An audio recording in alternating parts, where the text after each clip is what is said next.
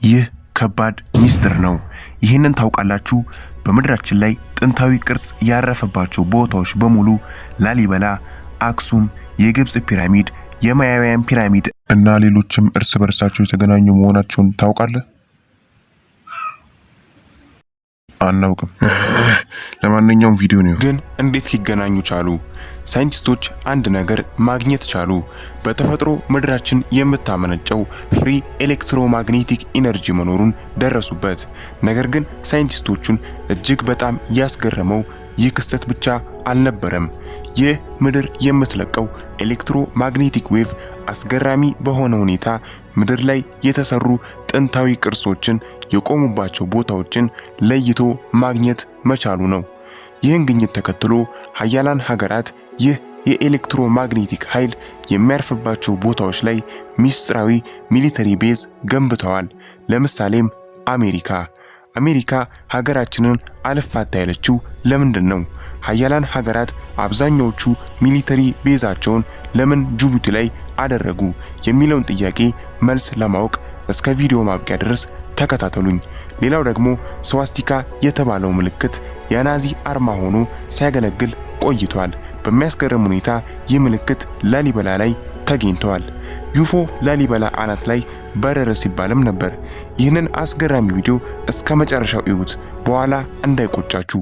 በሀገራችንም ላሊበላ ላይ እንደ አውሮፓውያን አቆጣጠር በ2016 3 ዩፎዎች መንኮራኩሮች ሲበሩ እንደነበረ በዜና አውታሮች ላይ ተዘግቧል። የዩኤፍኦስ አንአይደንቲፋይድ ፍላይንግ ኦብጀክትስ ወይ ደግሞ ልዩ ፍጡራን ከሌላ ቦታ ይመጣሉ ተብሎ የሚታሰቡ ልዩ ፍጡራን በላሊበላ ሰማይ ላይ ታዩ።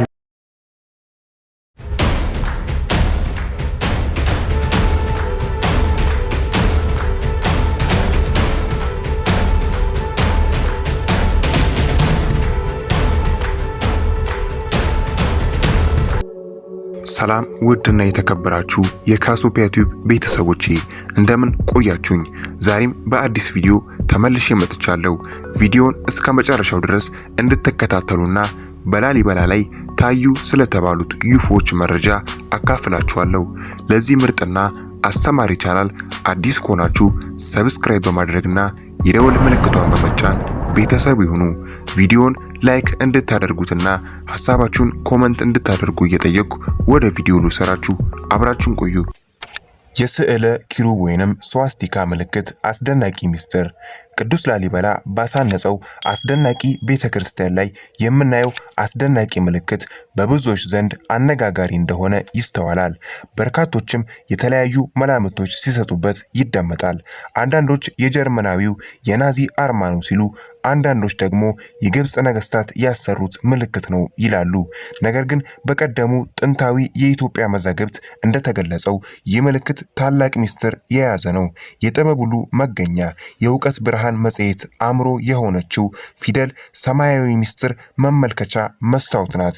የተገኘችውም ከላይ ከሰማይ ነውና እስትንፋስ ፈጣሪ ለሆነችው ነፍስ ምግብ፣ ኃይል፣ ብርሃን ሆና ታገለግላለች። ቀደምት የኢትዮጵያ ጠቢባን ሊቃውንትም ዋጋው ከዕንቁ የከበረ መሆኑን ተረድተው አስደናቂ ትርጓሜ ሰጥተውታል። በዚህ አራት ማዕዘን ቅርስ ውስጥ ተቀርጸው የምናገኛቸው አሃዞች ወይንም ቁጥሮች 2 7ቶች ናቸው።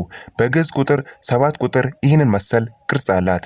የአራት ማዕዘኑን ሰንጠረዥ ነክተው የተገኙት እነዚህ 2 7ቶች ቅዱስ ላሊበላ አንድ ታላቅ ሚስጥር የገለጠባቸው ምልክቶች ናቸው። በጥበብ የበለጸጉ በጥበብ ሁሉን ነገር ያዋቅራሉ። 7 ሲባዛ 7 49። ሰፍረን ቆጥረን የማንጨርሰው የሚታዩትንና የማይታዩትን ፍጥረታት የፈጠረ የአብ ቀመር ነው።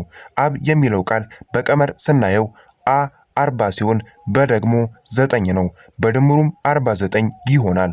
በኦሪትም አምላክ 7 ጊዜ 7 አድርገ የዓመታትን ሰንበት ቁጥር ያለውን የብርሃን ዕለት ነውና ቅዱስ ላሊበላ በመንፈስ ቅኝት ውስጥ የነበረ ስለሆነ የሰማያዊቷን የብርሃን ዓለም ምሳሌ ለብርሃን ሰዎች የተዘጋጀላቸውን ያቺን ከተማ ነው በምድር ላይ የገነባው።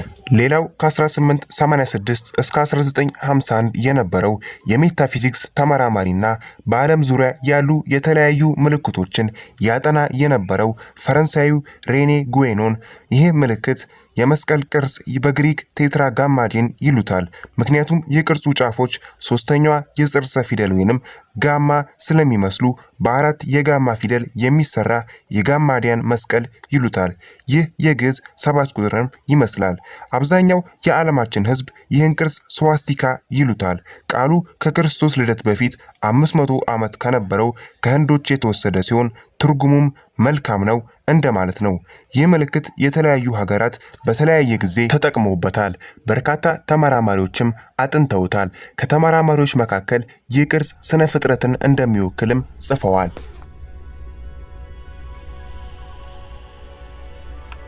ሌላው ላሊበላ ላይ ታዩ ስለተባሉት የኤሊያንስ መጓጓዦች ወይንም ዩፎስ ነው። ይህ የሐሰት መረጃ በሀገራችን ላይ ከተወራ ዓመታት ተቆጥረዋል። መረጃውንም ሲሰሙ ብዙ ሰዎች ተደናግጠው ነበር። ነገር ግን መረጃዎቹን አይተው ኤዲቲንግ መሆኑ የገባቸው ሰዎች ነበሩ። ነገር ግን ቪዲዮ ላይ ካሜራማኑ ለኤዲቲንግ አስቦ በጥንቃቄ መቅረጹ በአካባቢው ላይ የሚንቀሳቀሱ ሰዎች ቀና ብለው ሳይመለከቱ መራመዳቸው እና ዩፎቹ ከአካባቢው ደመቅ ብለው መታየታቸው ቪዲዮ አኒሜሽን መሆኑን ይናገራል። ሌላው ደግሞ በመግቢያው ላይ የጠቀስኩላችሁ አስገራሚው መሬት የምታመነጨው ኤሌክትሮማግኔቲክ ኢነርጂ ላይ እንዴት ጥንታዊ ቅርሶች ሊገነቡ ቻሉ፣ እንዲሁም ሀያላን ሀገራት ለምን እነዚህን ቦታዎች መቆጣጠር ፈለጉ፣ ቦታዎቹስ ምንድናቸው የሚለውን ለማወቅ እዚሁ ቻናሌ ላይ የለቀኩት ምርጥ ቪዲዮ አለ። ሊንኩን ዲስክሪፕሽን ቦክስ ላይ ታገኙታላችሁ። እንዲሁም የኮመንት መጀመሪያ ላይ አለ። መጨረሻ ላይም ኢንድ ስክሪን ላይ አስቀምጫለሁ። እሱን ቪዲዮ በደንብ እዩት።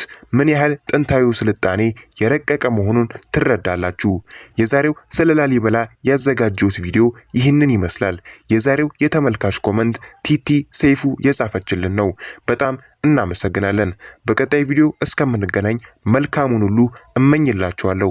ፈጣሪ አምላክ ሀገራችንን ኢትዮጵያንና ዓለማችንን መሬት በቸርነቱ ያቆይልን። ደህና ሁኑ።